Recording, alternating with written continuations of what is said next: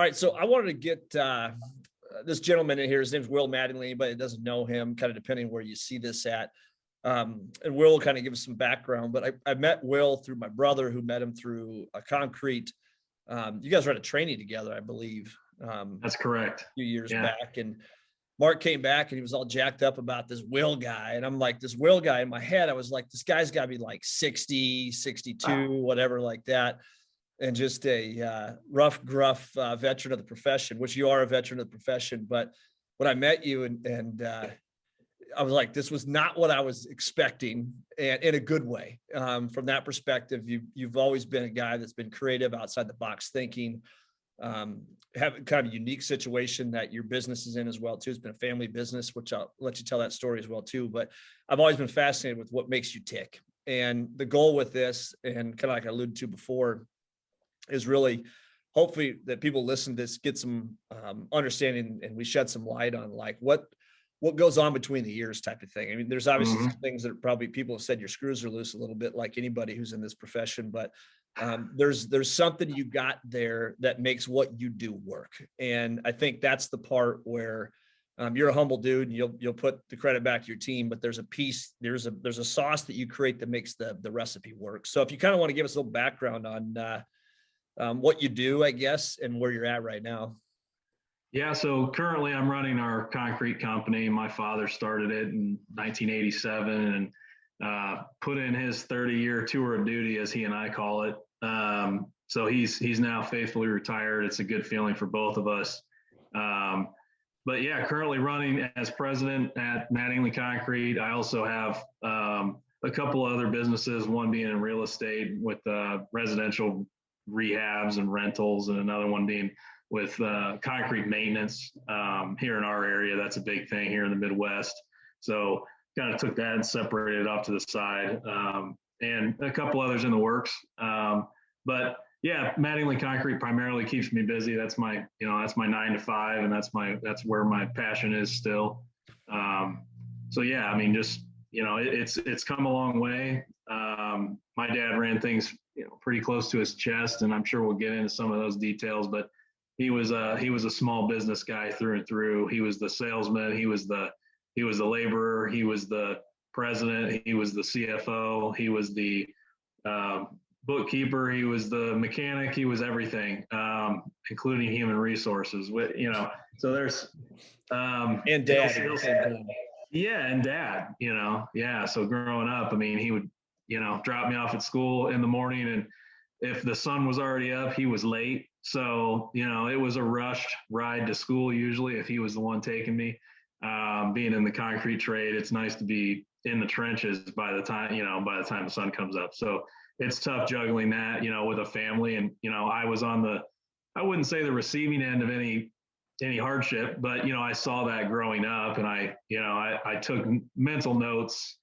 I don't think I'm traumatized by it, but there's certainly something to be said for somebody who's running a business, a family business, and trying to raise your kids and coach their sports and do those kind of things. So I was lucky to have a father figure that made those things happen and proved that they could be done.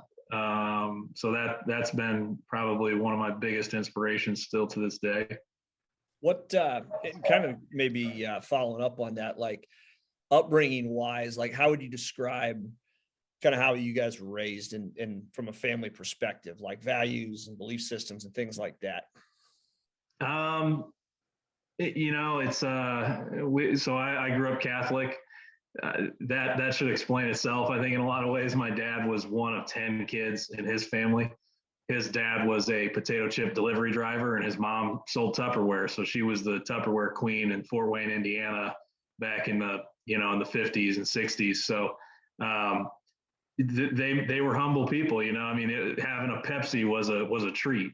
And he talks about those kind of things, and it's some of it had to do with their faith, but his dad never cussed, never smoked a cigarette, never was a very calm guy, but very firm, and if he talks a lot about 10 kids sharing a bathroom, and sharing a phone, all the walking to school uphill both ways, every parable you can imagine has been has been, thoroughly ingrained in me from a young age. Now I'm one of three kids.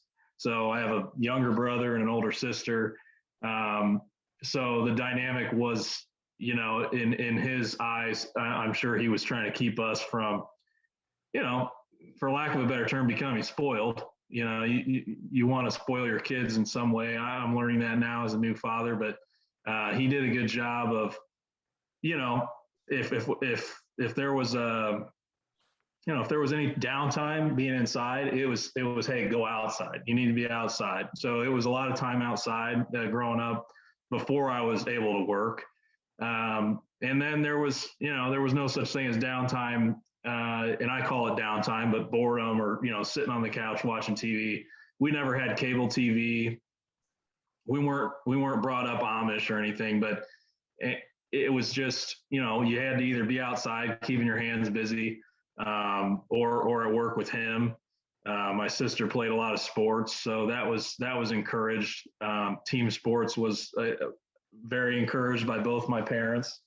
And my dad grew up an athlete too. And most of his brothers and sisters, if they didn't play a sport, they really had no chance of going to college. Yeah. So he got an athletic scholarship to Butler in Indianapolis. That's what brought him down from Fort Wayne. And he had some other siblings that did the same thing, either academic or sports related scholarships. So, I was raised to, really just, get my hands dirty, do the work at hand, whether it's in sports or school. Reluctantly, I mean, I had a hard time with studies, but it translated to my work a lot, and especially in my adult life. But yeah, growing up, we had to stay busy. We had to stay moving. If we wanted a sandbox, it was just a dump truck load of sand on the ground, and the barn cats would occasionally use that as a litter box, and it wasn't a dirty upbringing, but I mean, you had to have some street smarts about you to avoid those little hiccups. And I think my parents allowed us to make those mistakes as we grew, kind of learn on our own. For sure. What I think family business, there's great parts of it, there's tough parts of it, and you kind of explained a little bit as well too, because there's a really blurry line of work and family sometimes. And I guess, how did you guys kind of navigate that over time? Have you had where the lines become maybe too far one way versus the other way, or have you been pretty aware of that, I guess, over time? Yeah. So I try to think back to how my parents were to one another, when they were at home. And I try to, either be better than, some of the bad examples that I saw, or, at least acknowledge that that's there, and I think that's the biggest part of it, is just acknowledging that you are not like, you are different. You are running a business, whether it's a family business or not. It's still very easy to bring it home with you and have it entrenched in your life, and dictate your schedule at home, dictate, how long you can sit at the dinner table or sit with your kids, or dictate if you can take them to school in the morning, just all those things. It's really easy as an entrepreneur. You kind of have to have that mindset of, I'll do anything for my business. But it's especially important to at least acknowledge that you have that. In some ways it's a problem, but it's a complex.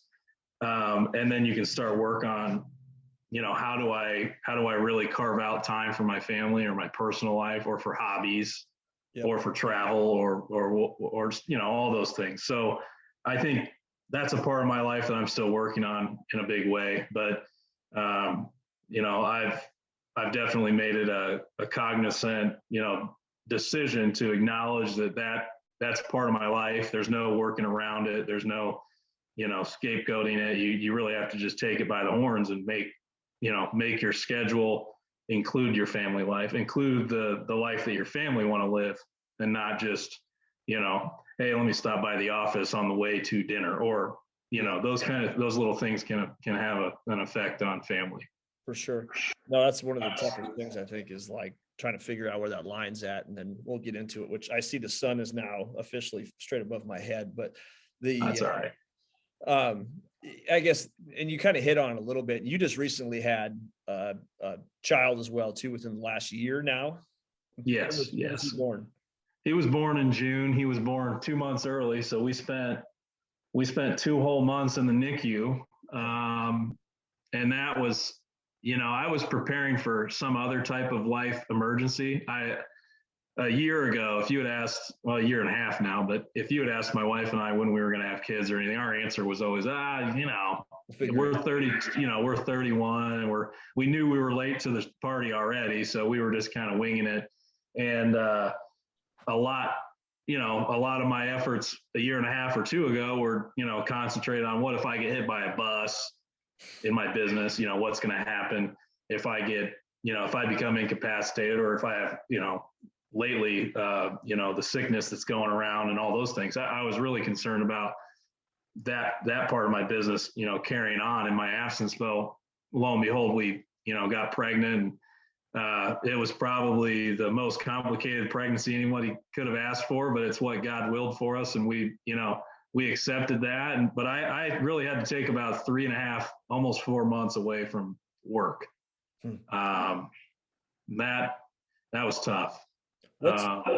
What did you, I'm curious with this is kind of going off game plan here a little bit, but like being forced to step away from work, like what did you learn through that process a little bit? Because you kind of have to completely retool how you operate then personally. In some ways, yeah. Obviously our schedule changed, and this could, go in just about any direction for, anyone. But for us, I mean, just having my wife staying in the hospital, she checked in a month before he was born. So she checked in May, and then we checked out in late, middle July. But just, constantly, at first trying to figure out, okay, am I going to make time for the office now? It was almost like the roles were reversed. It was 18 hours at the hospital every day, and then trying to figure out how I was going to still manage doing some estimates. At first, I was still, doing 5 appointments a day, trying to manage. We had just grown into another city, a whole nother state, 2 hours away. And I felt like I was putting my team in a tough position, and I felt obligated to, at the very least, carry my own water, but then go beyond that like I normally would have, and continue to have my hands in every pot. And eventually I had to come to terms with the fact that, things are going to go on just fine. The world's going to keep spinning every day. Because most of my life, I've always really liked to be looking ahead, at least anticipating what's next. I don't necessarily have to be in control, but I really have to wake up in the morning with an anticipation of what that day could bring, whether it's the weather or if it's the, whatever mood my wife's in or whatever mood I'm in. You just anticipate, it's a full moon or whatever. You're anticipating what's coming. And with her being in the hospital, that really taught me to accept that, some days you just aren't going to have a clear picture of what is coming at you. And I just, all you can do in that case is be ready. So, that means having, trying to have your shirt on inside right. And, in those cases, you take a big zoom out, and you really learn what matters. And that's just getting dressed in the morning and, showering as often as you can. And I mean, in those kind of crisis situations, you really find out what matters and what doesn't, and you got to prioritize. Has it changed how you run your business now after having that experience? Like, would guys say that work with you, like that you're different now in terms of how you deal with them, or more control you give them now, or this, that, the other thing? 100%. Yeah. So I thought that I was pretty hands off before. I thought I was empowering people to do their jobs, and I think I was doing a good job of that. I think it definitely probably helped prepare everybody for what was happening. I think the situation could always be worse for anybody, but we were very blessed that just the timing of everything, but, to couple that with a good team that was able to carry the torch. And, eventually some of my teammates, sat me down and said, "Hey, Will, you're not going to do 5 appointments anymore. We don't really need to talk to your wife or anybody to make that decision for you, but your quality of work goes down as well." And if I'm going to be honest, I wasn't even doing at the time half the job that I would pay somebody to do. So it became very evident, almost glaring that it was, my mind was elsewhere. And yeah, long and short, I think my employees would definitely say I'm different today in the way I manage, and mostly in that regard of just getting out of the way, and letting business, happen. Yep. What kind of along with that, like, what would you, if you were to define like a few key moments over the last, whatever, 10 years even, of like decisions that you guys have made that have allowed you to kind of take bigger steps? And we all make decisions on a consistent basis, like one little step forward. Like, what's some of those decisions you guys have made that it's been like a 5-step forward decision type of deal? So I'd put the biggest one on accountability. And we started changing our culture when I saw my dad struggle with my mom's health.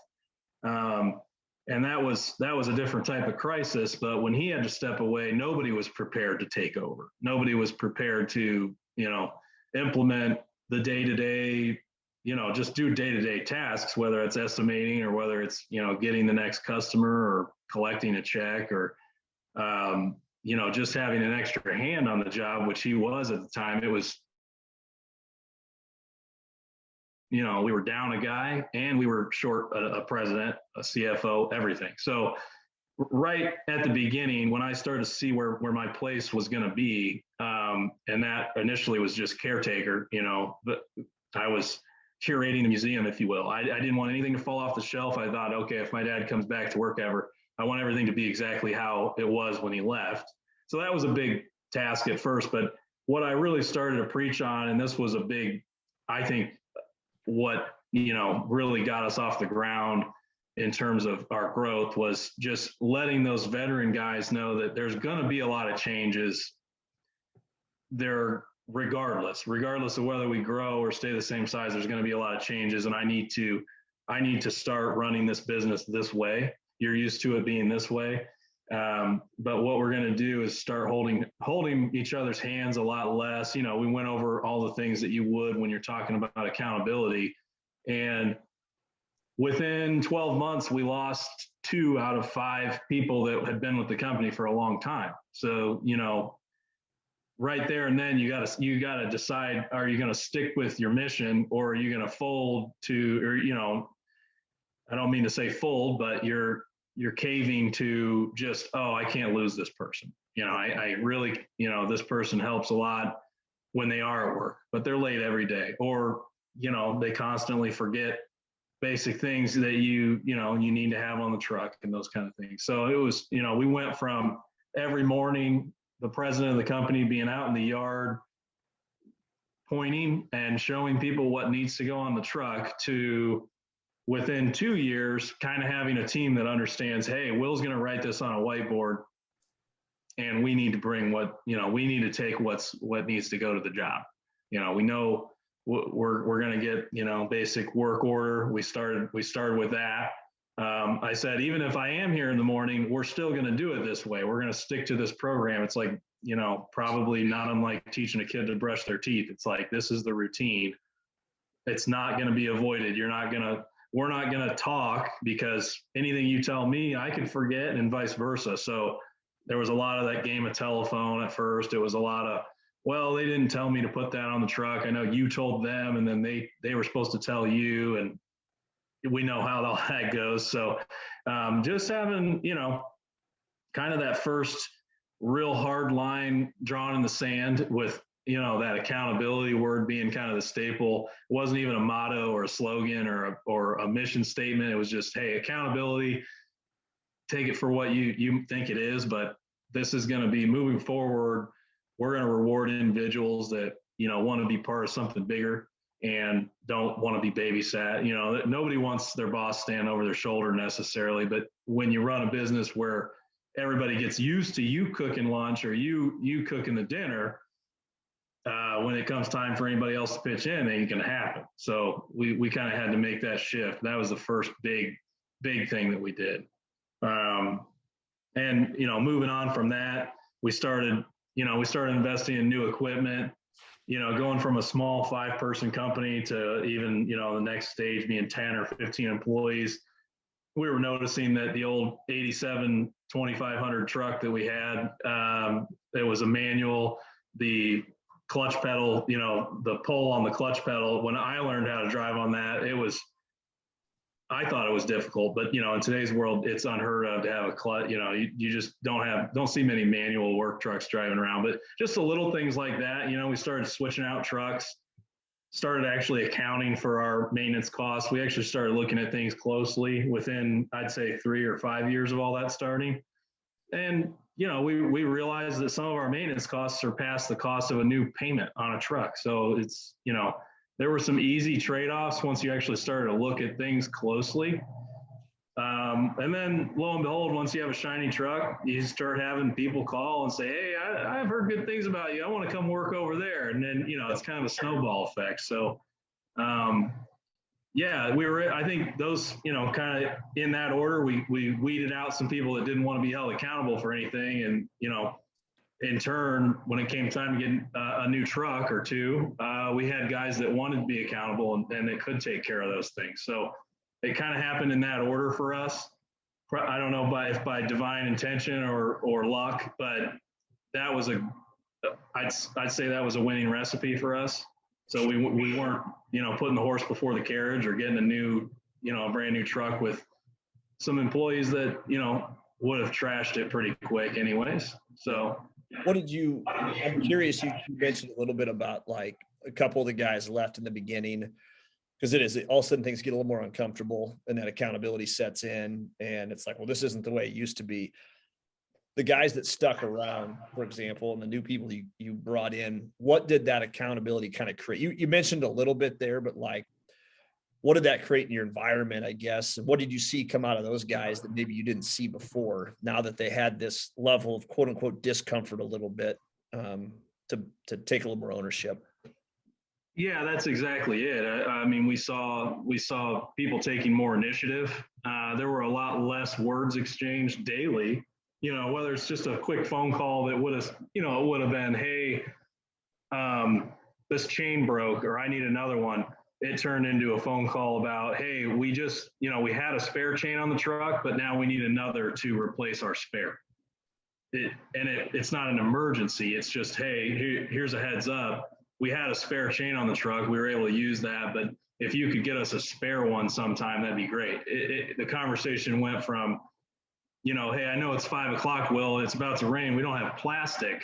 We don't even have plastic out here. And next thing you know, it was, hey, it's 7 o'clock in the morning. It might rain later today. Well, if you could restock the mini barn, we have just run out of plastic. We just took it all and put it on our truck.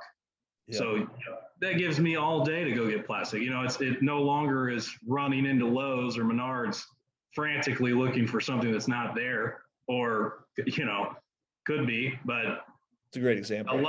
Yeah. So some of those things really started to change for the better. Got a little awkward when people saw a couple staple employees leave. And one of them was, us terminating a guy. The other one was a guy, leaving on his own accord, but both of them have been with us for a number of years. And I think it just put a message across that, hey, this business is bigger than all of us. At any point in time, we all have to, carry our water, as I said earlier, just hold true to what we signed up for. There's no point at which it becomes easier, and that's on posters and classrooms. It's just, you get better, this work never gets easier. You don't do this for 10 years and those, the rain stops coming at 5 o'clock. It's going to rain at 5 on Friday. If those kind of things just happen. So, the old saying, what can go wrong will go wrong. My dad always told me the guy that wrote that was the concrete guy. So you start to learn, you start to just see patterns in the universe and just how everything works. I mean, if it's in the back of your mind as something that could happen today, you better just be ready for it. And that really trickled into our troops. And now I think we have a culture surrounding that. So that's been a huge benefit. For sure. What, I mean, you've obviously been a great leader and where you're at right now. I assume you weren't at this point when you first kind of took the reins over. Like, what's changed in you over that period of time? How have you been better at leading other humans? Because at the end of the day, everybody's like, I want to open up a business or I want to have a concrete company because they know how to do the task with it, or they understand a process to it. But very, very few people understand that the majority of your time is spent dealing with people. Probably my guess is 95% of the time. What is it that you kind of learn with that? What's that? I was just going to agree. Yeah. No, Yeah. I mean, it's 100% a people position. You really learn, I think the biggest thing I've learned and I'm continuing to hone in on is letting people fail, even when you can see that it's going to happen, and you could trace it back to some people have different learning styles.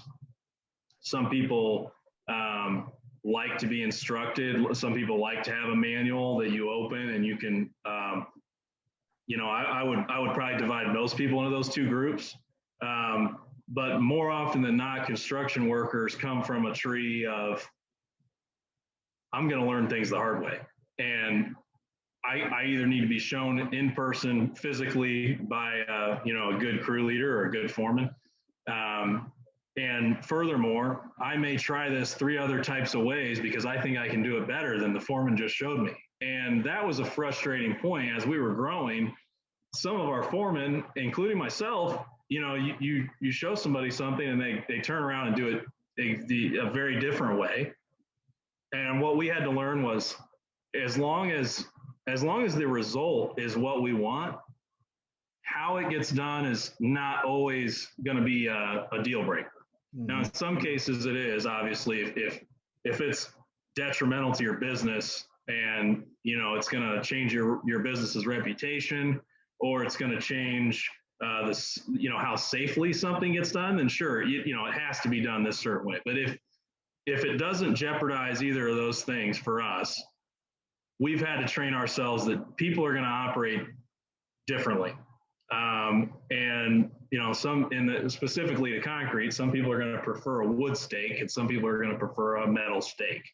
Something that rudimentary or just that basic is something you have to get past and say, if I'm going to really grow my business, I have to make this a place that's accepting of a lot of different ways of doing things. As long as that rail is straight, as long as this wall is straight and it's done safely and, it's presentable, that's the biggest thing we need.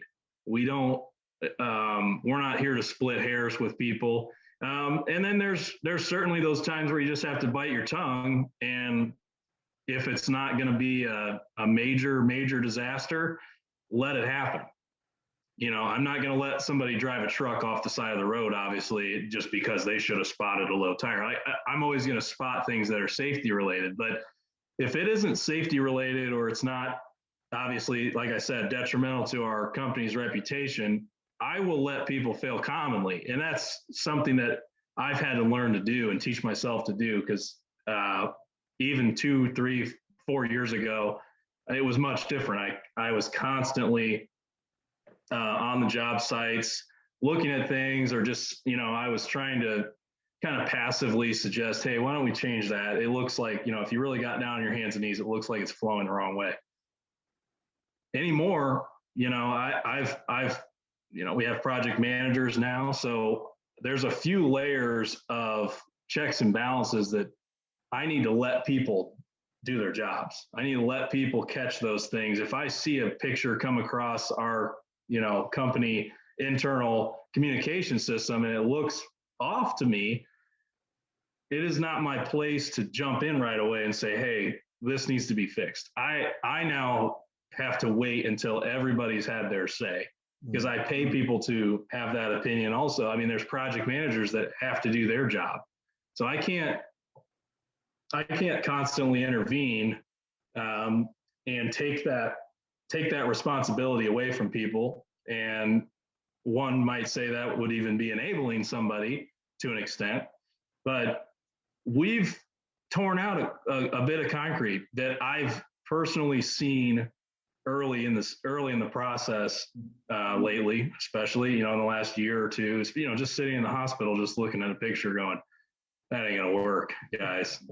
That ain't gonna work, And painful sitting there looking at it. Very painful, and we've got really literally a 1% rule now. I mean, if we hit our mark 99% of the time, nobody's going to be perfect, but if you're really trying to scale your business or grow it a little bit, I mean, that's what we've done. And we've had to let go of certain things. If it's not going to be a glaring issue, or it's not going to be something we can't fix, like life or limb, we're going to let people fail the right way. And that's documented. And if somebody wants to learn from that, that's great. We encourage that. We encourage, making those little mistakes into good lessons for everybody. But as long as the person that made the mistake learns from it and, it doesn't turn into a trend, then we're on the right track. But not many people like to be led by, an iron fist or the authority figure that's on the job constantly telling you which way to hammer the nail in. We've gone are those days. So it's tough from a recruiting as well too, if that's your world. It's kind of something that comes off with this. We all have to deal with them, like those difficult conversations with a guy that, again, maybe he's failed 5 times in a row, or constantly is kind of pushing against the culture a little bit, or just antagonistic. And it's kind of on that borderline, like, what do we do with him, this or that? And you got to sit down and have that conversation, because it maybe is the conversations prior to that with his supervisor or whoever haven't really gotten the point across. How do you approach those typically? I mean, what's kind of your formula, and if having those conversations to hopefully get a decent outcome? So I think back to, playing team sports a lot when it comes to this topic, because not everybody plays team sports growing up, but you learn that the team, everybody has a job. Some are glamorous. The quarterback, obviously, everybody knows his name. There's no, on the football field anyways, everybody knows who the quarterback is, but not everybody's going to know who the tight end is or the defensive back or whoever. But every position has a job. And I would say sometimes, whatever it may be, when you have an employee that's, for lack of a better term, has an attitude or is tough for people to work around, when I sit down with those people, it's pretty much an ultimatum. It's, you have a job to do, and you need to start acting like somebody who knows how to do it. Usually, and not usually, but it's especially sensitive when you're talking to a veteran or somebody who's been around your business a long time. And this is where I believe that some people will say my attitude has changed, but there's just like you see with Tom Brady or Peyton Manning, everybody has an expiration date, and the team is going to go on. The team's going to be there 80 years from now. The team's going to be there. It was there 80 years ago. All of us have a place right here, right now. And it never gets easy. We constantly when we come in, we have to clock in and show up and show people that we can do this work still, regardless of our age or our tenure, how long we've been here. We all have to prove ourselves and prove that, we are the best person in our position. And you can't pay attention to what other people are doing around you, or, get into that, I call it a diseased mindset, but it's a poisonous mindset of, what's this person earning, or how long is this person getting overtime, or is it, and the leaders in your company especially can't get into that trap. And when I sit down with those guys, I particularly, I'm a little hard on them, but I say, this isn't something I have to come in and prove prove myself every day too. I have to do my job. It's not glamorous. There are days I would trade it with anybody. I would take any other job over my job some days. And especially on the days where I have to sit down with somebody who's older than me, been in the trade longer than me, and, arguably, might have seen me running around in diapers, and I have to sit down and have a conversation with somebody about, the basics of just carrying your weight. And that's a tough conversation to have with people. I mean, my dad would have, he had a little different management style in him, but he one time told a guy to show up a half hour early, and all he did was yell at the guy for a half hour, and then everybody was allowed to clock in after that. And it's, gone are those days. You can't do that. People will leave in a heartbeat because just times have changed. But what you really have to do is sit down with somebody and say, look, if it's not for you anymore, that's a realization we can come to together. But what the job is at hand. It requires this, and this. And if you don't think you're going to be doing that, or you're above that or something, then we've got to come to an ultimatum. We've got to come to a decision on, where you want to go next. And, if we're going to be a good referral or not, that's all we want to be. We don't want to see anybody fail or struggle or stumble. So yeah, those are the basics. We like to get right to the point. There's no, I think more often than not, when I see somebody in that mindset, it's there to stay. So now I think what my biggest mission is, how do I keep people from getting into that mindset? Yeah. Because once it's there, it's really hard to change. It's really hard to back somebody out of that. Yeah. What, like if you were to go back, rewind the clock to the beginning when you kind of took over again, like, is there what would you do different? Or if you're a dude starting off right now and kind of like they got the basics and they've had maybe a year where they're like, we're still afloat at this point. What do they need to focus on something like that? Because and maybe do this as well too. I don't think some people, again, whoever sees this, you can get as specific as you want. Like, where's the company at when you first kind of took the reins, and where's it at right now? Just to give perspective. Yeah. So if we want to start with that, I mean, when I was a senior in high school, I was told, hey, you're failing in school. You need to move out as soon as you're done with school, as soon as you're done. And I opted to graduate early. I think I got my diploma in the mail, and I was out. I was in an apartment, thought, okay, I'm going to go work at a grocery store, and I'll prove to my family I can do something else. Eventually I was pulled back into it. I mean, obviously the money's good in this trade, which should be put on billboards everywhere, but helping your family is a whole nother thing. So I was still a hellion, doing my own thing, living my own life. And when my mom was diagnosed with cancer, everything kind of closed in on me. All of a sudden I got tunnel vision, and I'm like, holy cow, this is life, So mom and dad needed help with the business. So I decided to go full time with them. And this, kind of as her progression got worse, my dad would have to take time and go with her. So I wasn't really formally trained on much. He would take me with him on an estimate or two, and he was driving our family van. He's a very frugal guy. If our family was done with a car, it became his daily. So it was a big GMC Explorer van, would have had a TV in it and stuff, but he gutted all that out so he could throw plywood in it and whatever. So we would drive around, and he'd say, what would you charge for that? And we would just drive by and don't even measure it. That was his style of, residential estimating. So he was respectful of people, but he commanded respect. And he was very careful with his time. So he would tell people right up front on the phone, hey, if you want an estimate, it's going to be a quick one, and I could probably be there sometime between 10 and noon. And it was, he'd sell a job and we'd do it like 3 days later. Yeah. So it was hectic, it was living by the seat of our pants. My dad liked it that way. He had a notepad in his front right pocket, in his shirt, and our our next 7 days were on that notepad, and that was all that mattered. He knew where every payphone in town was in case, these cell phones it was 2007, 8, whatever. Cell phones weren't great, but, he was just that kind of guy, salt of the earth. When it came time for me to kind of really step in and take over, and, one day he just took me to the bank. It wasn't, my mom and dad were very private about her health situation at that time. I don't think they wanted to worry their kids.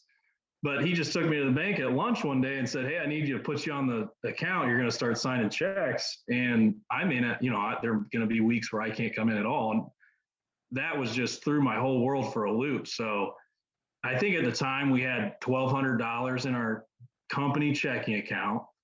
Our payables were like $9,500. So I mean, that Friday was going to be payroll. That was usually $4 grand or something. And we had just hired a service to do the payroll because my mom had always done it. So I was all of a sudden, tracking guys' hours. I was knowing what everybody was making. Prior to that, I, had no part in that. I didn't really, didn't think it was my place. But all of a sudden I'm, writing checks. We hired a part-time bookkeeper that helped us for 3 hours a week. She would come in, and we, up until 2014, had never even been on QuickBooks. So my mom was, keeping manual ledgers of everything, including people's child supports and all kinds of things. So it was just, she was doing an astronomical load of work. Some would say the old school way. So, we hired this person in. I had to kind of help her with things I had no idea about to begin with. So we were setting up accounts in QuickBooks, and all this was new to me, but I just knew that we were, kind of upside down. My mom had always told me, keep your receivables higher than your payables, and always pay your people before you pay yourself. That's the basics of running a small business. Just try to keep your income coming in and try to keep your bills going out low. And, here's how you read a balance sheet. It was from a hospital bed that I learned those things. So not necessarily the glamorous, I think I graduated with like a 1.9 GPA. I think it wasn't that I didn't understand, but my style of learning, again, back to how some people learn in our trade, it was not traditional at all. So, I mean, I would have preferred to count cinder blocks in the classroom than just be lectured to all day, so that was a big struggle for me, and I didn't like homework, but this all hit me like a ton of bricks. So, I quickly realized that I was going to need help, and probably more than 2 hours or 3 hours a week. And that was just to run things the way that my parents did. So, they were already like Superman and Superwoman to me, but I quickly realized that I needed to hire 2 or 3 people just to replace them. I wasn't an expert salesperson. I was not, we were typing up estimates on Microsoft Word, and that was even new. My dad had carbon copy, tear off. You keep the pink one, I'll keep the yellow one. If you want to sign up, just, call me and let me know what price I gave you, because it wasn't, there was no record. So it was a lot, right? At first, I mean, just knowing that we need to pay our bills was the most important thing. I'll say, to keep anybody's name good in business. I was taught this, luckily, but it was really driven into me. You need to pay what you owe people, and always hold true to your word. I remember doing jobs that I bid too cheap, and, going back to my dad and saying, "Man, I don't know what I did here, but this is a mess." He said, "You got to do it. You got to finish the job." And for a small business, that can it can put you out of business, So we learned some really expensive lessons the first year that I was running things.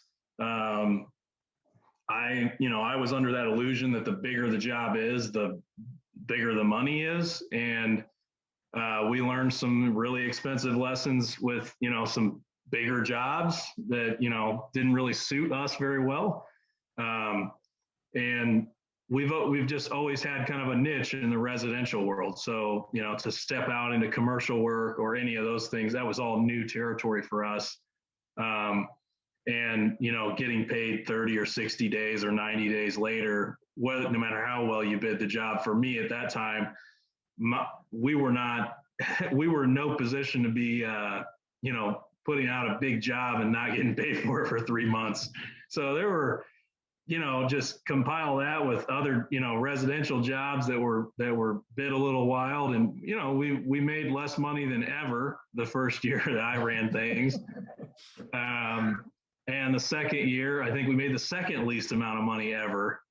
So there was definitely a transition. And I thank my parents for biting their tongues and letting me fail. There was probably, in hindsight, there were probably plenty of times that they had that gut instinct or something just woke them up in the middle of the night and said, what, Will's probably struggling his butt off right now. We can just tell, but, they always offered their help. I mean, they were not hands off by any means. I mean, my mom still, till the day that she was, I wouldn't wish that cancer stuff on anybody, but she wanted to see the balance sheet and the profit and loss sheet every week until her day came, and she just wanted that printed out and, gave me an excuse to go see her. But that still sticks with me. So, I mean, I still ask for that from my team. Those are the numbers I want to see if I'm going to be out for a couple of days or a week. But yeah, you just got to rise to the occasion. And the biggest thing that I would recommend anybody start with is just, no matter how hard things get, you have to hold true to your word. You have to deal with tough customers. You have to deal with, closely bid projects, even underbid. You got to just finish with what you're doing and learn from it. If you can learn from those mistakes, it's almost like compounding interest, but I consider it compounding knowledge. And that's something I've told my team too, is if one of us can learn a lesson and multiple of us can learn from that, that's like compounding interest. It's compounding knowledge. It's one of us making a mistake instead of 5 of us making the same mistake. Yep. And that really, that I'd probably put that in the top 3, back to that accountability session that I had with our guys. I mean, it really stuck with them too, when we're talking about how can we all learn from one another? If we do pour something that slopes back towards the garage, or if we end up overloading the dump truck and the whole bed dumps off of it at the dump, those are things that you don't want every guy that drives the dump truck to do. Obviously, becomes a task of training and teaching, or at least documenting. For sure. I'm curious with you, you're a very driven guy, and your results speak for themselves in regards to kind of your progression and this and that. Like, what fires you up? What drives you? What's that inner, because there's a lot of people who get excited for a day, a week, a month, a year, maybe, but to continue to do that, like, what is it that gets you, what makes you Will, that people know? I don't know if it was a joke or if I just heard it a lot, or if it's, again, divine intervention of some type. But when people say, where there's a will, there's a way, my kindergarten teacher might've said that to me one time. And then my first grade teacher, every teacher after that. And I know they all had faith in me. I didn't fit in the, it's like a square peg in a round hole thing there. But I've found that if you can follow through and see something all the way to the finish line, even if it's a failure, if you can see it all the way through, and if it's a failure, see it all the way through and just sit with it, put it on your back and let it ride. And if you can do that, people start to believe in you, and that energy starts to grow.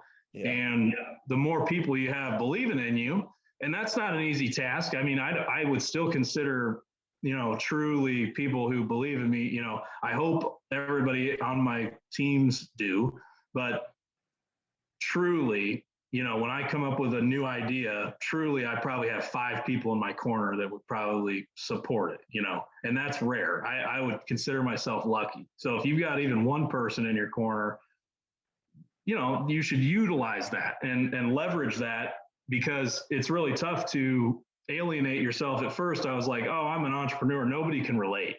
Mhm. I'm in this on my own, but the more you really network, like we're doing here, or with people of like mind, or if you have people, again, I say people, but I mean, you're lucky if you can find one person. And that's really all I started with was, reaching out to people in the industry who seemed motivated also, and, kind of feeding off of that energy. And that's what really gets me up in the morning to, really not try to keep up with, a metaphorical race or something like that, but just, hey, I owe it to the people who believe in me, and that means more to me than anything. That's worth more than actually succeeding or failing. I mean, none of that really matters to those few people who really believe in you, and I've had a couple of things fail in my short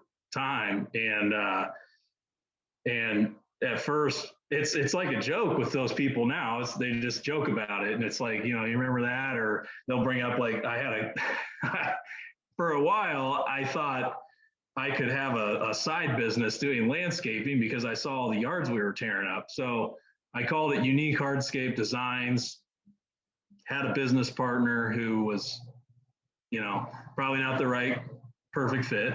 Had a trailer, pulled it behind my Jeep, and I would do that after doing concrete all day, which I thought, okay, I was young, had all the energy in the world, but I was just like doing tuck pointing jobs for $200, and then I'd go plant some plants, and then it turned into like, hey, you know how to do concrete? Can you do this sidewalk square? And oh, sure, yeah. And then I was like, what am I doing? I do this all day. Now I'm doing it at night, and that was really tough to admit that what it was turning into was just another small concrete business. And I had to close it up, but we did some cool jobs, and it didn't work out the way that, you pencil it out to work. But, the people who are still in my corner, they remember that. They laugh about it. I laugh about it. It's not, nothing in business is life threatening, unless you're on top of a radio tower changing a light bulb or something, but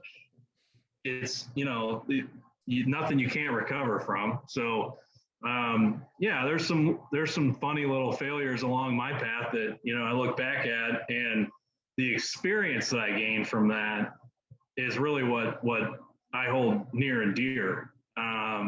Being told no, I remember I asked my mom, like, how do I get my credit score? Like, how do I get that started? She's like, well, go to the bank and ask them for a credit card. Or she said what her dad did was he borrowed money. I don't think you can do it anymore, but just borrow a loan, keep it in an account, and pay it back with the same money. And just, that's how they did it back in the day. But so I went to the banker and I was like, hey, I'm 18. I just got my first tattoo, and I'm on top of the world. How do I get a credit card? He was like, get out of here. I don't have anything for you. I think it was Chase. And they were like, the person I was talking to didn't have any pull, and there was I didn't even have a credit score. So there was nothing to really talk about of any substance. So, yeah, you got to start from the bottom. You got to grind it out. I mean, my mom didn't, that was the only advice she offered me. She didn't help me any further. She just said, this is what you have to do. Just because you get told no once doesn't mean it's a permanent no. You go to the next bank. You got to keep looking. So, yeah, eventually I found a student credit card or something with a $150 limit. And, that's how I started. Yep. And you just gotta stick with it. Whether it turns out to be a failure or not, you see it all the way through, whether it's just going and finding a credit card or starting up a landscape business that operates after hours. It's amazing how many like good business people, the one thing so many of them say is like, just don't give up, just keep going. Yeah. And it may not be the same thing, but just keep going. And eventually you're going to hit your stride, and you're going to figure it out. And kind of, you mentioned there as well too, you get the right people around you during that process that keep encouraging you versus beating you down about the process too. I mean, that's where the gold's at. And they're not always going to come to you either. I think a lot of people just get up in the morning and think, Yeah, my inbox is empty. Not my day today, but really what you have to do is you got to go out and find what you want, if that's a mentor or if that's, just somebody to be in your corner. I'm still learning how to step outside of my bubble and really seek and find things that I'm looking for, because, at first it's easy to think, well, one day my day is going to come one day, and there's no real substance behind that statement. It's just, well, one day I'll get the promotion or one day I'll get a raise or whatever. But, to really seek it or put in an effort to find it, that's when things start to come back at you all of a sudden. And I believe that's, back to your question about what gets me up every day. I mean, that's just it, and I'm a firm believer you get out of this world whatever you put into it.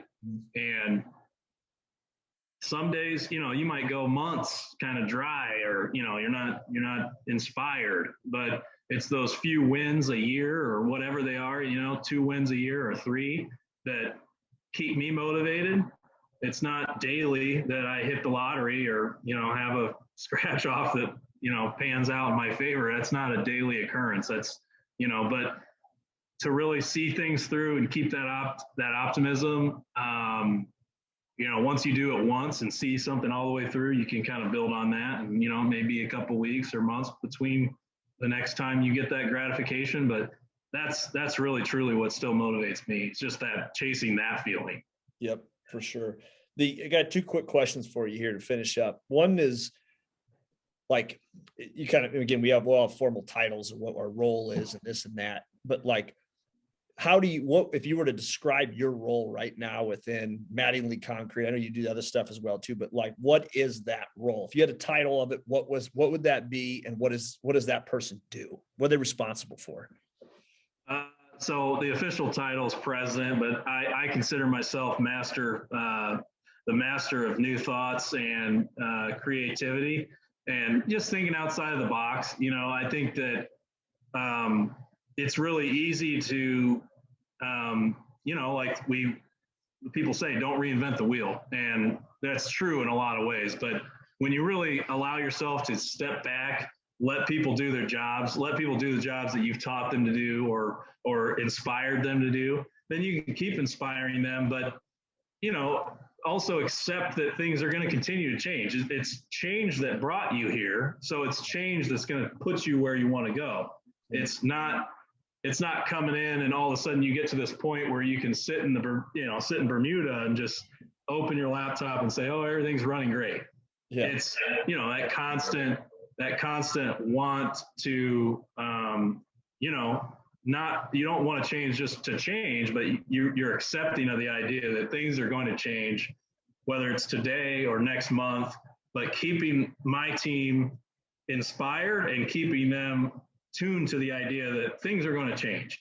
Never get used to, and I try not to step in and actually physically change the things. I want to inspire them to make those changes. I don't want to rule from, this corner of the room where I just swipe something off somebody's screen and say, hey, do it this way now. No, I want to say, hey, let's all think together here. The results are, great, but do we want, what if we looked at it this way, and just get people to scratch their heads. That's my job now. That's my full-time job, is to, try to come at things from a different perspective and just, keep an open mind to the ideas that the team has and filter those out and put those through the ringer, if you will. And, just make sure that we're pushing and promoting the best and the brightest things to the top of the surface level of our business. And those are the things we want. For sure. Yeah. And I don't know. I from the distance where I've watched you, you're a game changer. I mean, you're a person who kind of doesn't accept status quo as being status quo in your world. And I think that's just being around you. People get better because of that. That you kind of raise the bar for people around in that world like that. And it'd be fun to work for you on a daily basis as well too, because you get to see kind of some of those inner workings of it. I'm sure there'd be days that would the ideas probably get so big and lofty and crazy that people are like, well, just go back home for a little while. Yeah. Yeah. No, that's true. But at the same time though, like you need those people. And I know for you, like you've kind of inspired us to think outside the box even more on things. And that's what's fun about knowing you guys on there. So I guess my last question kind of goes along with that a little bit too. And I don't know, I just turned 40 a year ago. And you've had a significant life change here recently, having a kid, and you start thinking about bigger picture, and you start looking like, damn, I'm kind of getting old after a while. Yeah. And I know for me, it's like, what's the bigger game? But like, more importantly, not from a, like, what do I care about what people think? But if you were defining your life, like 20 years from now, what are people saying about Will? Like, how would they describe you 20 years from now? What are you working towards right now? So professionally, I mean, I think everybody would like to be able to retire at the base of, the conversation. That's a goal of mine that my parents ingrained in me. And they said, you need to save. That was the first conversation they had. As I've become more attuned to things, obviously that's just a little piece of that, but I want to set myself up and my family up for a life after me. That would be, I think, winning the championship in life is if you can have some type of generational effect on, people, not only my wife, my son, possibly his kids too. But furthermore, how can I set my employees up for that same thing? And, or people that are in my corner, how far can I push the limit to which point where it almost becomes uncomfortable? You're giving and giving and giving. You hear these stories about CEOs and, Newsweek and stuff that are giving their employees shares of Chobani yogurt or whatever. And that's inspiring in a way. And I think you don't, whether it's employee owned company or not, there's always creative ways you can give to your people too. And I am right now, that's what I'm concentrating on a lot. And I think I want that to be part of any legacy that I leave behind is just, Will was a guy that did well in life and made sure that people around him did well, and I'm not going to force it. You can lead a horse to water, right? And there's been times I've had to part ways with people that aren't comfortable at the level they need to be at. Or, maybe they're a good fit where they are, but just, as I go along here, I don't want to be known for somebody who stepped on people, the old saying, to climb to the top, they just stepped on people the whole way. And that's not I really want to stay far away from that. It's not out of fear of ever being seen that way, but just it truly is rewarding to see people around you do well. And I think that's the biggest measure of success for anybody is, how are the people around you doing? And not just your family, but, those that are helping you and those that are doing their jobs well and, so on and so forth. So, not only, setting my family up for retirement, possibly exiting, if any of my companies were ever purchased, what does that look like for employees of those companies? So those are big considerations, to think about right now. And, there's a lot that goes into those thoughts.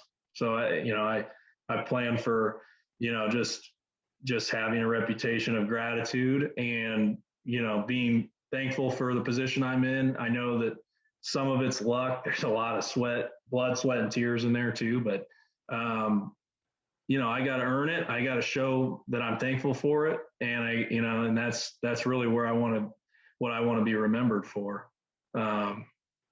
Yeah.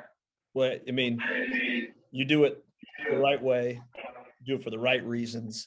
You're an example for everybody else. You think big, dude. Keep doing your thing. Cause honestly, this is gold. Somebody's going to hopefully watch and listen to this and take heart in the fact that you're such a genuine guy. And I think that's the piece too, that the little bit that I've gotten to know you over the last couple of years here, like it's not just a bunch of words, like you truly mean it. And it's hard to find that in people anymore. And it's a testament. I got to meet your dad and your uncle here recently as well too. Yeah. You guys are cut from a cloth that unfortunately, our country is becoming less and less common. And I don't know, I look at you as a brother in regards to, yes, we operate in the same world from a business perspective, but standing for the same values, standing for the same future we're all fighting for on something like this. I know you're never going to freaking compromise any of that stuff as well, too. No. And our kids, I know this for a fact as well, too. We're committed to our kids growing up in a world that's even better than what we grew up in. Absolutely. Now. And I don't know, go ahead. Oh yeah, no, absolutely. I think, on the community end of things, there's more action. There's more action that we can take, and there's always more steps we can take, get involved, and don't need to make a scene or anything, but just, sit in on a board, sit in on a school board, sit in on a community action table, or, go run for city county council. Those are things that our founding fathers did, and you got to take that initiative further than just your family life, For sure. So that's exciting. Those are exciting thoughts for me too. Yep. We're all examples for the people around us, whether it's in the business, at home, people in the community on there. So, all right, buddy. Well, I appreciate the time. And again, keep you an example of doing big things out there and leading the industry on it. So you too, Brad. Yeah. Appreciate your time. Yeah, that was fun.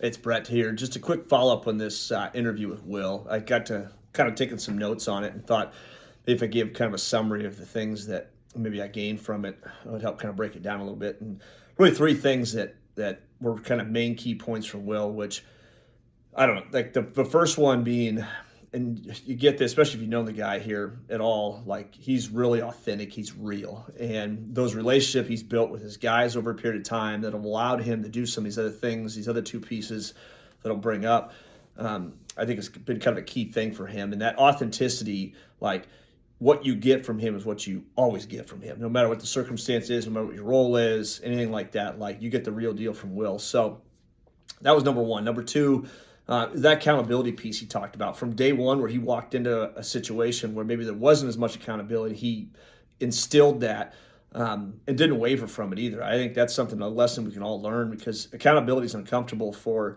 the person you're holding accountable, but also the accountability person for that matter. No one wants to tell anybody that, you know what, that standard doesn't meet expectations in regards to that, whether it's the type of job you're doing, the end product, or how you behave, the character that you show up with on there. There's got to be an accountability individual in there. And Will obviously filled that role and has created more people now that continue to perpetuate that accountability within that organization on it at the same time. And the last thing was that we asked him about what's his role, and he said really the chief creativity officer per se on there. And that creativity piece of be willing to take some risks, be willing to step outside the box, be willing to challenge the status quo with things. And it's the whole, if you're not living, you're dying type of deal, or if you're not growing, you're dying, is the right way to say it actually. But his point with that is that he's always trying to be one step ahead. He owes it to his guys to be one step ahead, so that way, like I said, they're always moving in the right direction on stuff. They're never stuck, they're never stagnant, they're not waiting for things to fall apart before they get creative with things. And